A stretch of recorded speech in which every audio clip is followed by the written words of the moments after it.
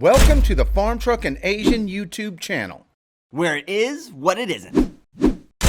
So, little walk down memory lane, okay, with the Cannon car. Do you remember we started off with that small tank? We kind of wanted to do a mock-up model to see if this thing was even going to work. I remember that. I have the first tank stashed over here by the boat. Last time I was over here, there was a dead possum. There you go. There's a dead possum. Can't see no bodies. Right here. So this was it. That was the first idea. Yes. So we thought, hey, this thing's big enough and powerful enough if you get enough air in it, you know, to be able to pump it up to 125, 150 psi, that it would launch Asian in the spit wad. Well, when we started building the spit wad, and the ideas just kept escalating and going and going and going, getting bigger and bigger and better the whole time. So finally, when we decided that we were going to use that glider fuselage, we knew that this wasn't going to be big enough. Like, what's max PSI on this thing? You could easily take it to 125, which whenever you find a rating on an air tank like this, say that it's 125, you can go double that. I don't recommend that, and they don't recommend that, but they want to make sure that nobody gets stupid and takes it 10 psi over and it blows up. I would never want to try to figure out what happens whenever you do take them over the amount. But like anything we were trying to attempt is to understand what this project would do at scale. So I think that what Farm was trying to attempt here was like, all right, we're just going to start with a quarter scale model of this. You guys had to kind of put this together. That's right. And then we'll look at the pedal car at Terry's, but this was the scale version. Probably never get to use this again. So we have a ball valve here on this end. The mad scientist and I, we rigged up this pedal on the side of it, and all we did to wow, there's pressure in there. That scared me there for a second. Asian had flashbacks. I know. That's how it worked. And whenever we first launched this thing, which you guys saw on the show, we were using a friction reducer, which I knew, being in the flooring business, that cornstarch was a really good friction reducer. We used to put it down on when we'd take up floors, and if there was glue residue, we would sprinkle it down and then scrape up the rest of the glue. So we thought, hey, if a little works, a lot works better. So I put way too much in there, and whenever we launched it, a huge cloud comes flying out. It's a good thing that the film crew was there, because they had an aerial shot. Yeah, they did. Of it. From everyone that was from behind, we couldn't really see anything. Cornstarch was a better idea than Astroglide. Yeah. Which was the first idea. Option two. Was this always temporary, or at what point did you guys figure out we need a bigger tank? Well, we figured out that we needed a bigger tank whenever we found that glider fuselage. We knew that this was not going to do it. In the beginning, we were thinking, hey, let's just build this little thing with bicycle wheels and this, that, and the other thing. We'll just make it fun. But then it turned into a grandioso project. All of this was an homage to Speed Colt. They kind of introduced us to this type of project. You know, Farm, he takes it in his head and it never goes anywhere until he can kind of get it out, and he thought, man, I think I can improve upon the design, or at least go a little crazier. Speed Colt never had any intent to go any crazier. They're just having a good time in their backyard with their carnival rides and their creativity. Farm kind of wanted to take it to the next level, make it dangerous, and that's kind of what we did. And that's why I made Asian Drive it. Yeah. So then our little bitty idea turned into this 1,000-gallon air tank. Gary at MJ&H Fabrication in Ponca City, America, had this tank on his property. City trailer out of Oklahoma City. They were kind enough to supply this with this trailer. We knew that we were going to need a big trailer for 1,000 gallons of air. Around on the other side, you'll see the pipes that we fabricated. This is the pipe that comes out of the tank. It bolts on right back here. All this stuff here was supplied by MRC Global. We used an emergency shutoff valve and wired it up backwards so Asian could open the valve from the cockpit. Tony Westland painted Father Wind, if you will, We nicknamed this thing Blowhard. I don't know why, but we did. You still have that T-shirt? Yeah, I do. We also knew that 1,000 gallons is a little much for what we're doing, because as soon as, we have a 6-inch pipe in the car and we have a 5-inch pipe coming out. Well, we, much like shooting the paper off a straw, right? You slide the car onto the pipe, and as soon as the pipe leaves the pipe, that's all the acceleration you're going to get. So essentially, it was 18, 20 feet of pipe. Yeah. And that was all the bang that we were going to get out of this thing. So we wanted to make sure that it was as much as we could possibly get. So that's why we wanted volume. And the intimidation factor, how was that, Asian? That's scary. It's so scary. It's the scariest thing I've ever known I was gonna do. Well, like in the cockpit, you're sitting right on top of that, right? Yeah. I mean, I don't know enough about the science to not be scared, right? If I knew more about the science, and I knew how much the tank could hold, and the valve, and all, if I knew more about that and understood it, I probably wouldn't be as nervous. But it's just like anything else, right? The less you know, the more scared you are. And for me, it was really just the anticipation of it launching without me knowing. We tried to be as safe as we possibly could, but I do have those nightmare thoughts, of things that I've put him in, and they didn't go well. Yeah. Yeah. And everyone knows what I'm talking about. Yeah. Which, everyone loves that. They think it's the funniest thing ever. That was the most frightening thing that ever happened in my life. I thought I killed my best friend. Yeah, that's true.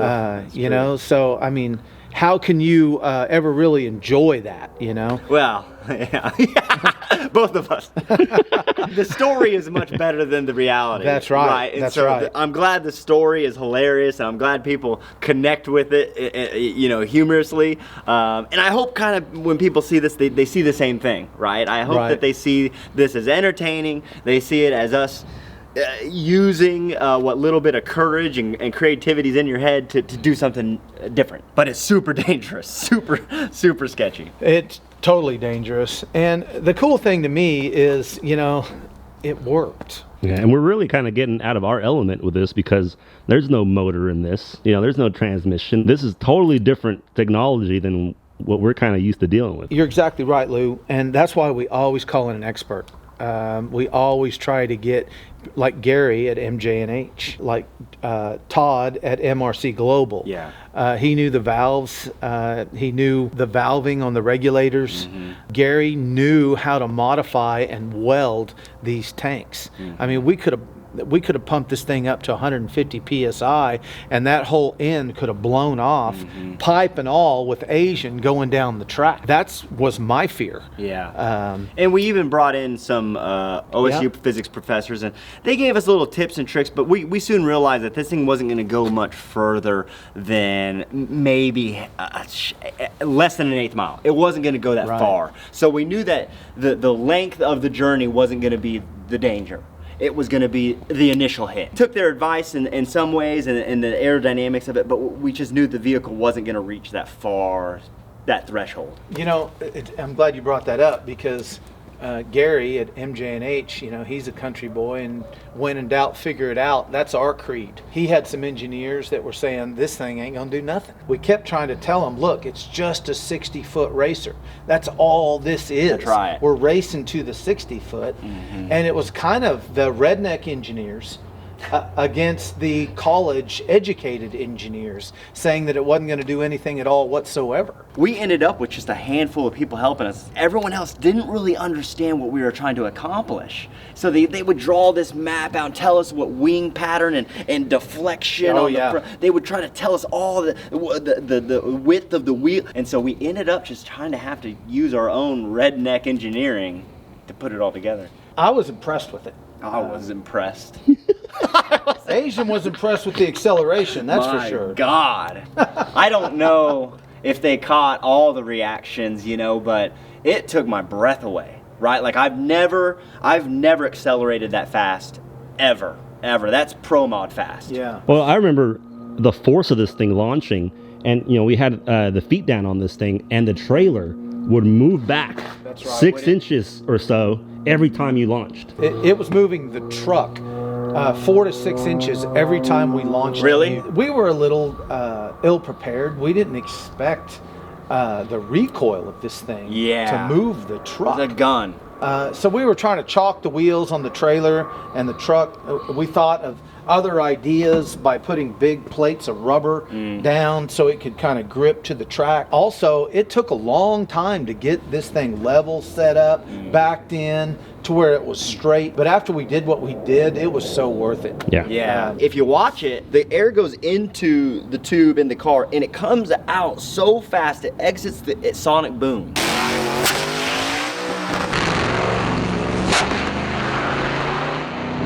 And then what was it that you told me that as soon as the sonic boom happens, that is the end of your acceleration? That is the end. You actually don't want a sonic boom. Sonic boom is at the point, it's at the threshold of the maximum velocity of air.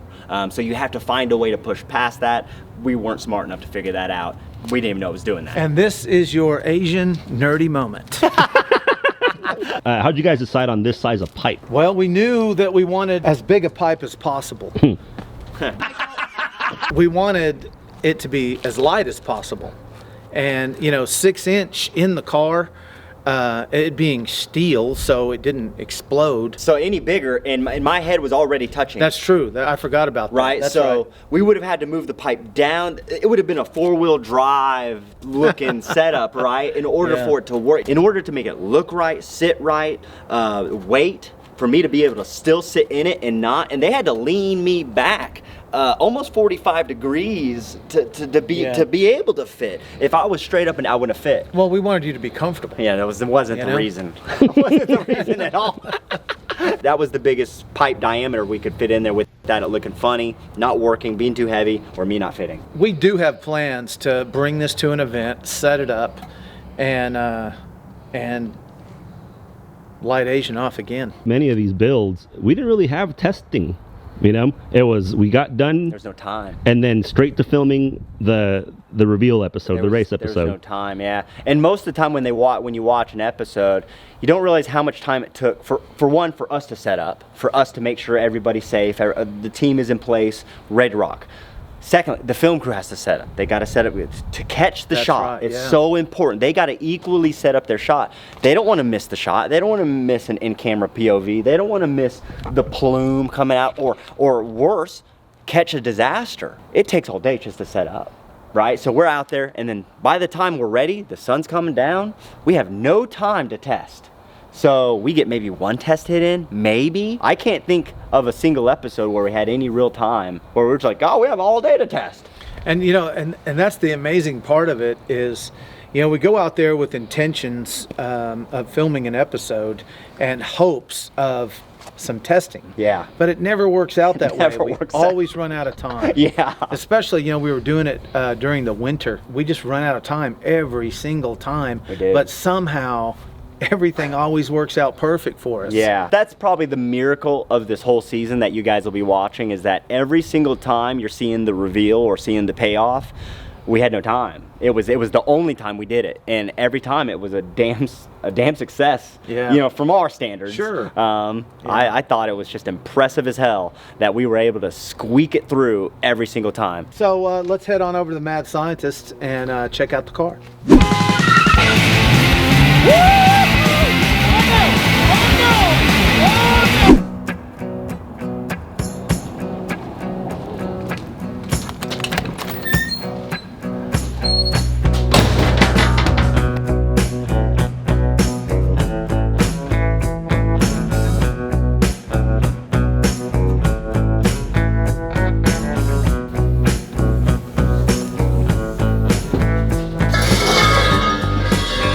I think that wheel needs to come off.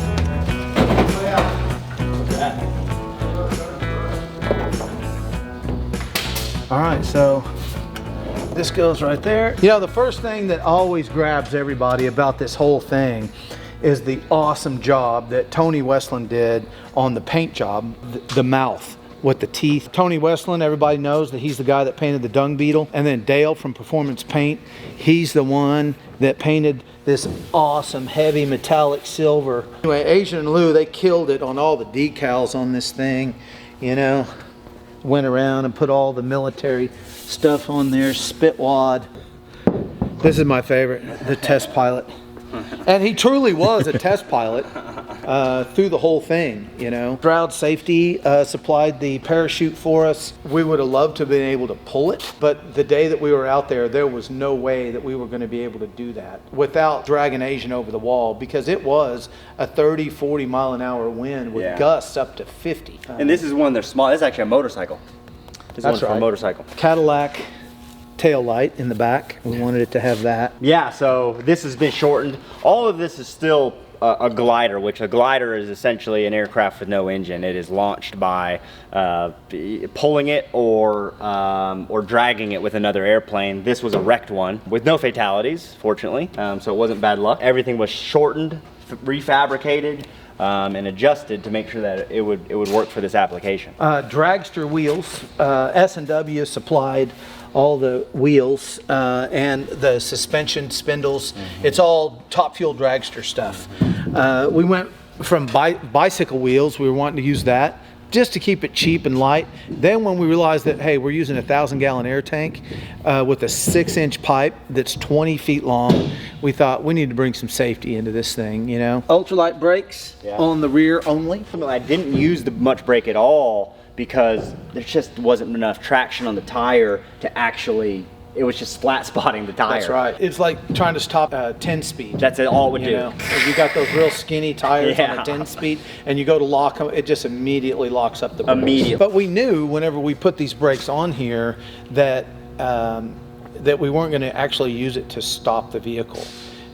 We knew that we were going to use it to hold the vehicle from going anywhere. That's all it did. This pipe,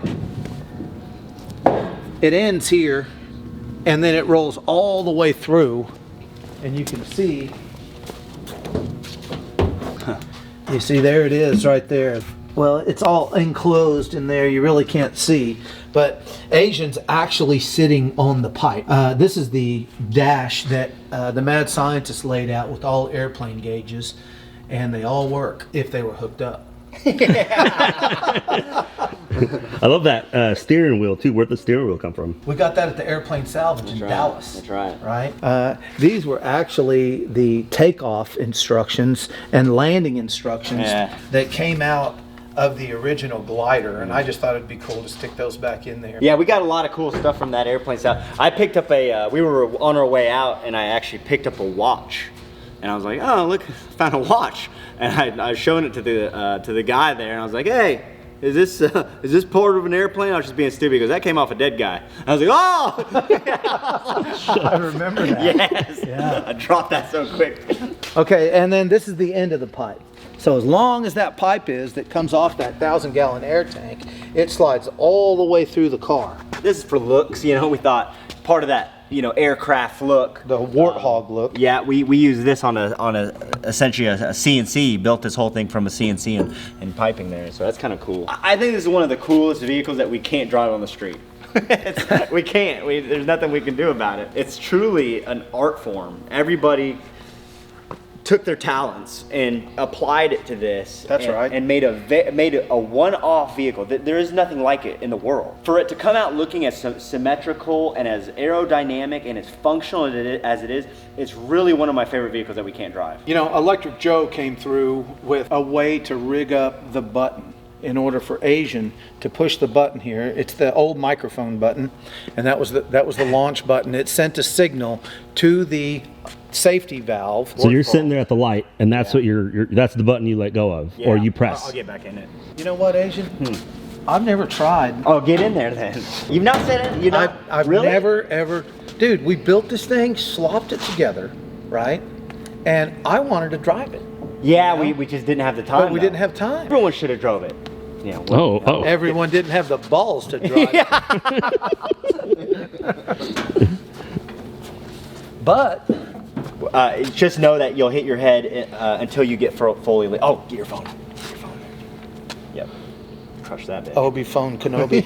I felt a great disturbance in the force. That's this guy. Yeah. All right, now there's a reason why I'm trying this with my hat. Okay. Because if I had a helmet on, right? You would feel it. Yeah, there you go. You got to kind of do that. Okay. Yep. And then you commit. Then you just fully commit. You got to commit. Wow. Yeah. It's like being in an egg. I don't know what that's like. Don't ask me what that's like because I've never done that. But But have you ever peeled one? In one piece. give me the steering wheel. Damn. There's a reason. Dude, I could drive this. All right. Yeah, right. problem. Yeah, you just don't want to wreck it. Comfortable. All right, guys, let's go. Yeah, you want All right, see ya. Yeah, let's see that. All right, that's the spit wad. Damn, dude. Here, hand me your hat. See if you'll fit in there without your hat. Yeah, I can. Take it easy. Take it easy. Full. Oh yeah. Yeah? Yeah, no problem. Okay. It's the same thing. I could drive it, dude. You can't. Huh? I could. He's being honest. I could drive it with one eye. Okay. With one eye. Okay. This is my good eye. There you go. There you Yeah, go. Oh, you're yeah, left there eye you go. dominant. Yeah, I could do that. Yeah. You know what, Asian? Yeah. Damn. That'd have been a ride for you. Some things weren't meant for me to drive. That's wide. And wide. this is one of them. All right, how tall are you, Farm Truck? 5'10"-ish. Yeah. Oh, I could fit in there. Oh yeah. Right. Is Terry taller Terry, than you? Get in there, Terry. you're gonna talk the talk, make walk it- the walk. I'll make it look easy. It fits me perfectly. Now Terry was in there whenever he was wiring everything up, but that was before the seat was permanently mounted. Yeah, we didn't get the seat. Terry's in there.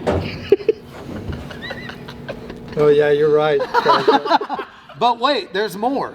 Here we go. How claustrophobic is that when you do that? It's not bad. Well, it's not. We're not closed yet. There you go. Now let's close it on up.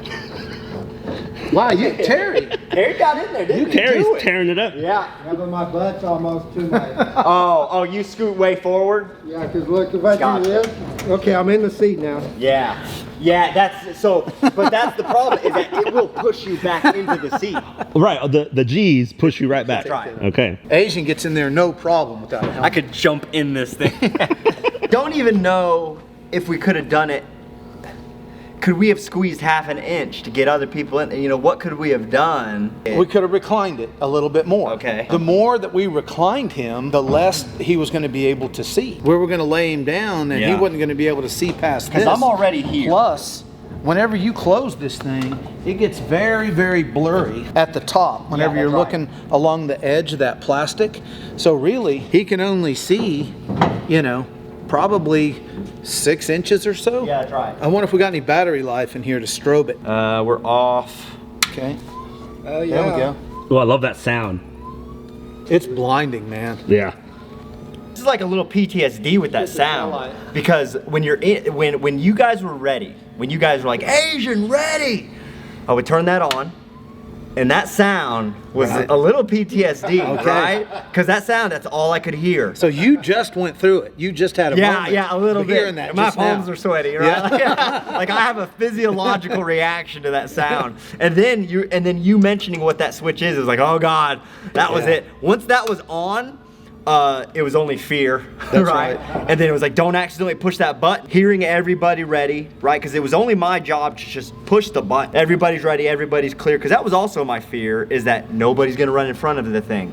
It doesn't accidentally set off and Electric Joe's hanging off the back of it, or you're finagling. That was my fear, is that the thing would take off automatically. And then it was push the button, which it's just weird. I know. Don't push that. It's a scary rig, man. That's a different level of fear for sure. But it's cool. I think this thing is awesome. I really do. Now, as far as like, you know, the continuity of the show is different with how it happened in real life. Correct me if I'm wrong, but wasn't this the first one that we finished and raced? This is the first one that we got done. You know, we so needed it because we were stuck in the shop for months and months and months. And we got this thing done. We had a decent day, You know, it was a Sunday that we went out there, I believe. You know, it was winter, and we were hoping for a warm day, and we got one. And we were like, okay, man, Sunday's the day. Let's see if we can get the track. We'll go out there. And, dude, that just boosted the morale in the shop. After we were able to get one of them done, it boosted it, and everybody was motivated to get on to the next one, and then the next one. Yeah, we really needed that. If it would have been a flop, I don't know if it If it would have been a failure, we'd have been building them without Asian. There's some true. That was my fear. Okay. True. Which I always get more done when Asian's not around. You know? You'd have got because them all done. he's always cracking jokes, you know, at the wrong time whenever I'm going to weld something or fabricate something. All right, so this here, we'll roll that back. Now let's see if you can fit into this car. Okay. This here is the most impressive car out of the two. The mad scientist and I, we rigged this thing up. Do you want to get it out? Can we get it out and set it down? I was going to say, the whole front end, I just heat welded it together, and Yeah, it's extremely, I picked it up one day and it just blowed apart on me. Okay. So I stuck it back together. The amazing thing is that we launched this thing. It broke up into how many pieces? 50, 100? 3 at least. It was like Humpty Dumpty, but the mad scientist surprised us all and put it back together. And I'm so glad he did. We just put a piece of PVC pipe in here, as you can see, and then we just rigged all this up with some silicone right here and a hose clamp to try to keep the pipe in the car. It did go straight. It did. Yep. It had no choice. You know, okay, one of the hardest parts was actually the Lexan, right? Because all of this, the wrecked glider had a wrecked canopy. That's right. And so Optic Armor had to custom make this exactly like it was in order, and it fit perfect. Okay, well, a little bit of a backstory there. There was another piece of aluminum and another section that went here. Well, we shipped it to them, right? And it got damaged in shipping. And we were so worried that they weren't going to be able to save it just because of what it was, right? For us to rebuild it, well, we probably could have, but it never would have been right, you know? It latches, it fits, but the Aaron at Optic Armor and Bob, they all got together and they figured out a way to eliminate some of the aluminum, make it all in one piece. And they are the ones that essentially saved this whole project because we had the whole thing together, and that was the last thing we got. It was it was within days. Dude, I called them and bugged them. They probably were ready to hang me, just because everything was hanging off of this right here. And you know, on TV, sometimes people kind of think that there's these make-believe deadlines, but we really are under the gun. Oh yeah, there are. You know, deadlines. and there are. I know in TV, it's like, oh, it's magically all put together. You know, a lot of people involved to make the deadline. I do feel like, you know, some deadlines are more, I don't know, a little bit more important than others. You know, hey, to get a car to Barrett Jackson to sell it. Okay, there's a deadline there. But is it as important as this needs to be life preserving, right? Like this thing needs to work or I die. There's a little bit more of, I don't know, danger with this deadline than there was other builds or other shows. So yeah, there's always a deadline and they always over-generate it. With every single build, like we said, we had one day to test this and do it right, and so the deadline was a deadline, and then there was no other day. The film crew had to go film MPK, they had another show to go do. Our deadline was it, or you wouldn't get to see the episode. So yeah, that's essentially it. You know, this was just a one-off that came together spectacularly due to a lot of talented people and Farm's brain power to put it all together and make it work. Say that there was minimal compromise. Everybody was happy with the decisions that were made. Sure.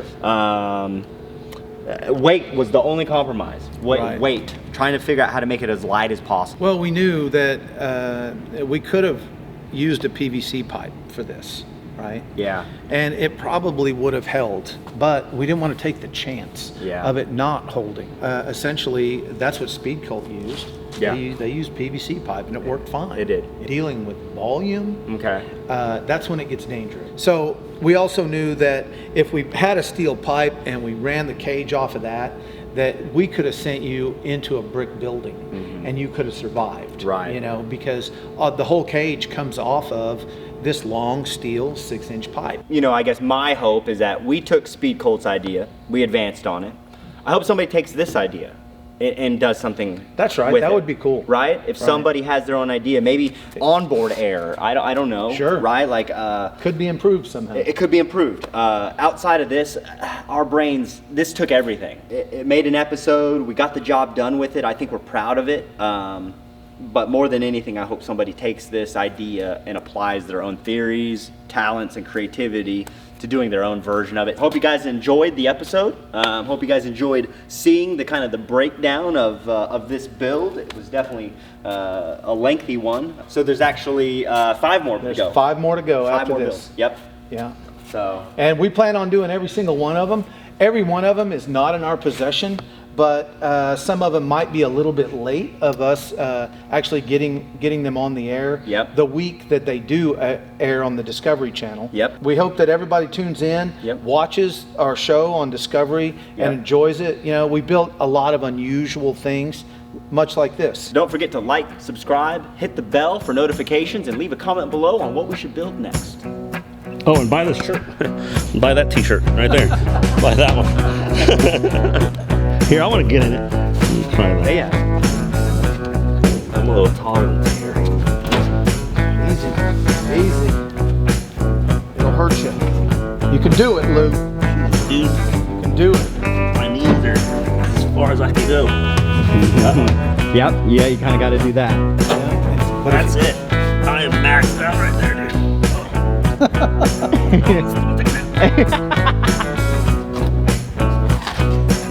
Oh yeah, there we go. You ready to go? Shirt. dude. Look at that. That's a cool shirt. That's right. Designed by Asian and Lou. Yep, I love it. That's right. That's right. Look, they even got a old man wind up here Yeah, they do. at the move. Look at him. OKCFarmTruck.com.